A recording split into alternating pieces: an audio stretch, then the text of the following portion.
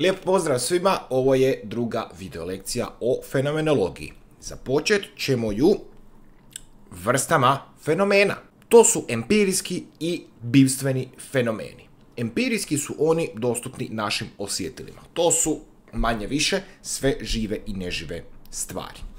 Što se tiče bivstvenih fenomena, to su oni fenomeni koji su više dostupni našem duhu, našoj svijesti, poput matematičkih operacija. Nije to neživa stvar. Kamen je neživa stvar. Matematička operacija je više nekakva apstrakcija. Jer ne možemo mi u prirodi vidjeti 2+2.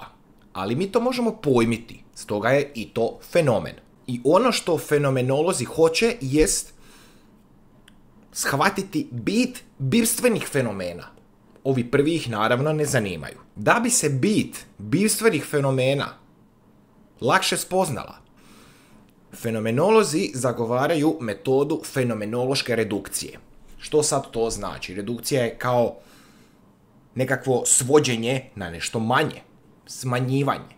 Dakle, valja od fenomena maknuti sve činjenice o njemu, jer rekli smo u prvoj video lekciji o fenomenologiji, njih činjenice ne zanimaju, zanima ih bit, koja se u našoj svijesti pojavljuje kao pojava ili fenomen.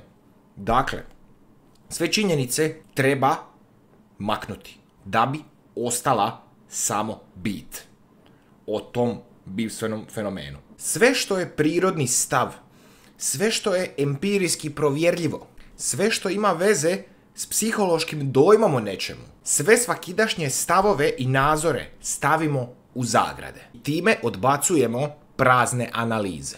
Ono što ostane jest ostatak s kojim radimo. Pojednostavljeno, kada istražujemo neki fenomen. U zagradu stavimo sve ono što spada pod empirijske fenomene u okviru tog fenomena i to uklonimo. Ostat će samo ono drugo, samo bivstveni će ostati u onome što istražujemo. I s tim onda radimo. I to što je ostalo bit je našeg fenomena. Ono što tražimo u okviru fenomenologije. Krilatica fenomenologije jest natrag k samim stvarima.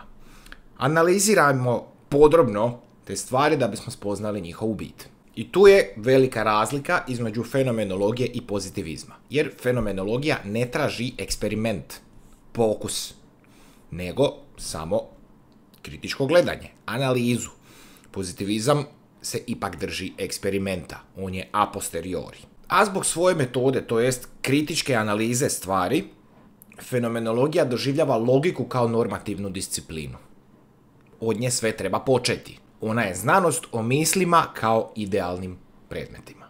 Toliko o fenomenologiji. Koristio sam se udžbenikom Borisa Kalina, povijest filozofije, priručnikom za pripremu ispita iz državne mature iz filozofije Dunje Marušić-Brezetić, udžbenikom Tomislava Reškovca filozofija, te filozofskom hrestomatijom Branka Bošnjaka povijest filozofije.